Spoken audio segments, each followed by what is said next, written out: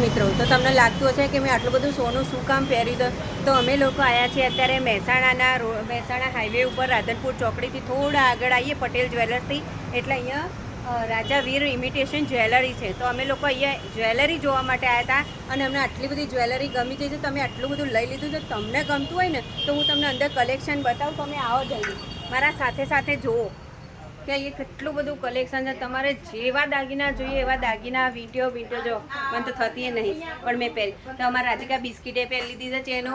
પછી અમારા મોના પટેલ મોના બતાય જો આટલા સરસ દાગીના તમને અહીંયા જોવા મળશે.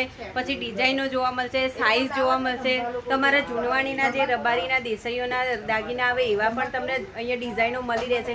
સોનાના દાગીના કરતાં બી સરસ મજાના દાગીના અહીંયા મળે છે. તમારે જેવી ડિઝાઇન જોવી હોય એવી. અને એ પેન્ડલ સુધી મળે છે. જો પેન્ડલ લો, સેટ લો, બુટ્ટી લો, પછી આ બ્રેસલેટ જો પ્યોર સોનું. હા આટલું બધું સોનું ખરીદી આનો લેજે. આટલું બધું સોનું મેં ખરીદી લીધું છે. આ અમારો ડોહો પહેરે છે સેટ હાથમાં. હું કે બ્રેસલેટ આ ભાઈ પોતે પહેરાવું દુકાન.